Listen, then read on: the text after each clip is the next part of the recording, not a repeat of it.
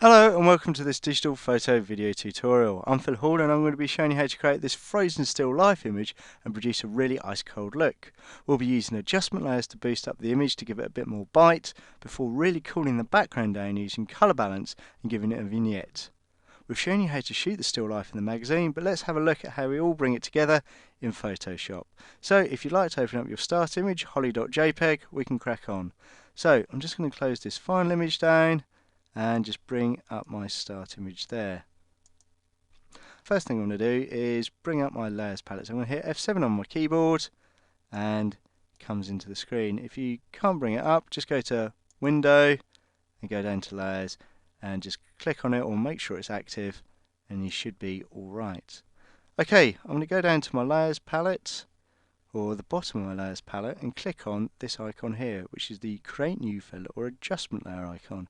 Click on it and from the drop down options I'm going to select levels. Okay, just going to bring this over here.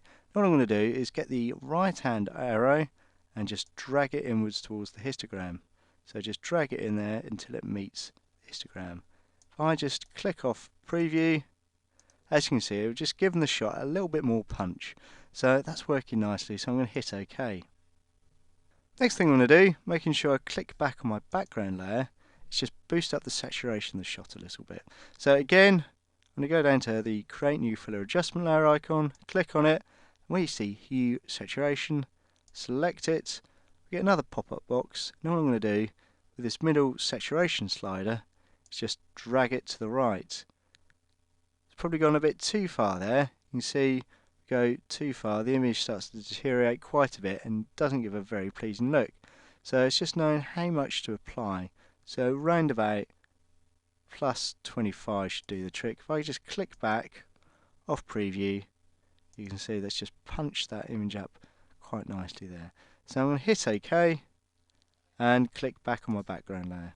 Right, so what I want to do here is just cool down the background of the shot, so to give it a really nice cool blue look, but maintain the holly's natural colour. So I can use that, or to do that I'm going to use the colour balance tool and layer masks. The beauty of using adjustment layers is because it's non-destructive, we can easily do that. If I was just to go image adjustments, colour balance, or like I've done with hue, saturation or levels, did it that way, it would be applied to that background image and we couldn't change it later on if we had a change of heart or just wanted to fine tune it. But doing it with adjustment layers, it means we've got that complete control. So I'm just going to come out of there, make sure I've got the background layer selected, go down to create new filler adjustment layer and select colour balance.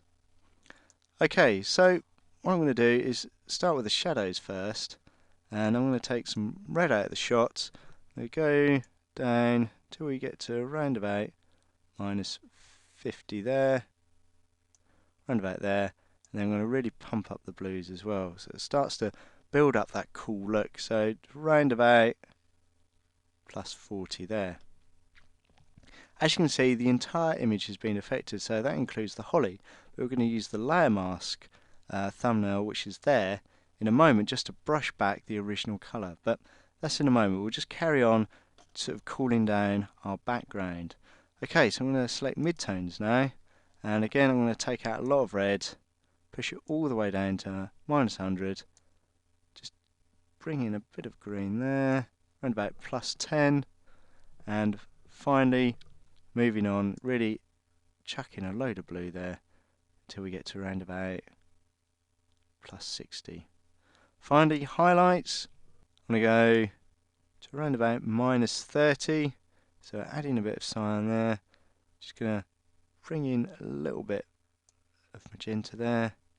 Finally, bringing up the blues to around about,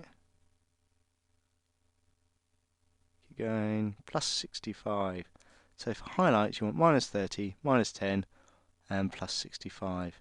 So I click back, you can see that makes a massive change to the shot. So I'm going to hit OK. That's cooled that down really nicely in the background, so we're just going to have to start work on bringing back the original colour in the holly. Okay, So making sure I've got my layer thumbnail selected for colour balance, it's that one there, you see it sort of active there. I'm going to go over to my toolbox, select a brush.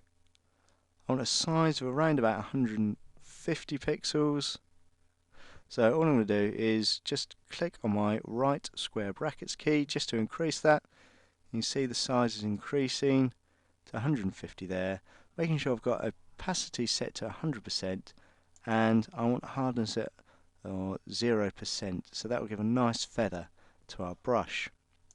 Finally, make sure I've got black as my foreground colour, so I'm just going to swap those so I've got black there.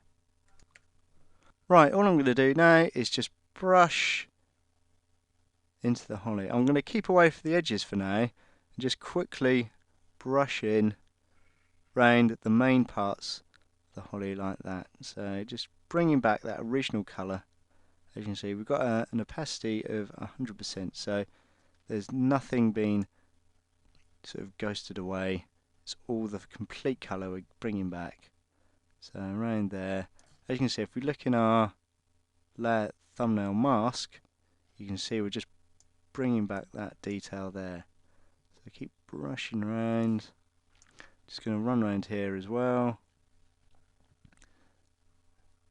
like that, and just down.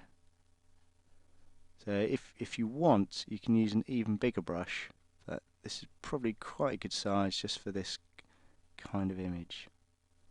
Okay, what I'm going to do now is just going to zoom in, so Control plus on the keyboard, and all I'm going to do is just for the edges, just use a slightly smaller brush. I'm going to use my left square brackets key, just knock it down to around about 40 pixels, and then all I'm going to do is just run around the edges there. So just like that, just brush it back in, so along there like that, so making sure I cover the entire leaf. Remember, it's not the end of the world because we're using an adjustment layer. If you go onto, say, or sort of part of the stone or the background, all you have to do is just hit X on your keyboard, so you've got white as your foreground colour, and you can just brush back that blue cool effect if you want. So that's if you go wrong. It's a really handy technique. And what I'm going to do, making sure I've got black as my foreground colour, is I'm just going to go around the rest of the holly, and I'm going to join you in a moment. So if you want to do that yourself, and then we'll crack on applying our vignette in a moment. So I'll see you in a bit.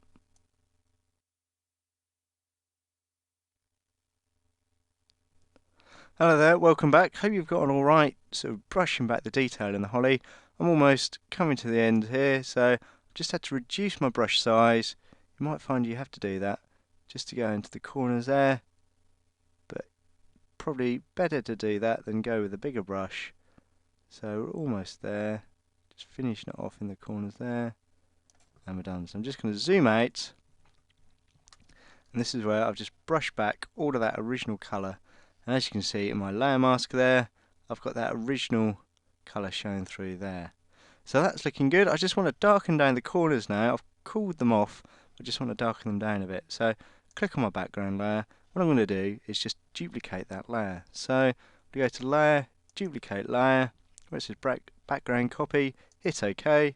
I've made a background copy because basically any changes that I'm going to do here, so I'm going to add a little bit of blur, so if I don't like it, it's not sort of disrupted that original background layer. I can easily just delete that and crack on from the background layer there. Okay, so I've got my background copy layer highlighted. All I'm going to do is make a selection around the holly. So I'm going to go over to my toolbox, select the lasso tool, that one there, and then just quickly run round the holly there like that. So just all the way around until it joins up. So you've got these marching ants running around there. At the moment, it's just this central area is selected, but we want the outside. So all I have to do is go to Select, Inverse. You'll have marching ants running around your edges there now as well. This means it's this area here, when my cursor's running around, that any changes that we make are going to be affected. Okay, I'm going to need to soften this selection as well. At the moment it will just be a harsh change sort of from what we do to the original. So go to Refine Edge, and enter a feather of around about 125 pixels. Hit OK. If you're using an earlier version of Photoshop, I'm using CS3, all you have to do is go to Select, Feather, and then key in a feather of 125 pixels and hit OK, and you'll get the same result. OK, with that done, I'm just going to go to Filter, Blur, Gaussian Blur. Click on that and we get this pop-up box appear, and we can enter our radius. So I'll just show you, if I just increase that, you'll see it just blurs too much. So just got to knock it back where we were, around about 10 pixels, just softens those edges off nicely. So hit OK there. So just soften that, and I now want to darken it as I said I was going to do. So making sure I've got the background copy selected. Click on my Create New Filler Adjustment Layer icon and go up to Levels. So I've got my Levels dialog box appear here.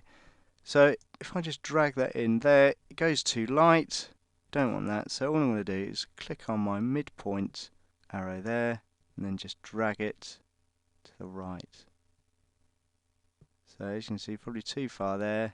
If I go round about there, that should do the trick. So I'm going to hit OK. That's given that nice darkened corner. So if I'm not happy with what I've done with the blur, all I have to do is just delete that background copy. So that's the reason why we've done that, as I've said. And we've got our levels adjustment layer there as well. Again, I can get a shot of that. So everything we've done here can easily be sort of controlled and adjusted if we don't like what we've done. And there you have it, our frozen still life image. We've used adjustment layers including levels, saturation and colour balance to achieve this effect, but also layer masks to bring back the original colour of the holly. So why not try it on your own shot and applying this technique, as it can be really effective. Thanks for watching, and I'll see you next month. Cheers!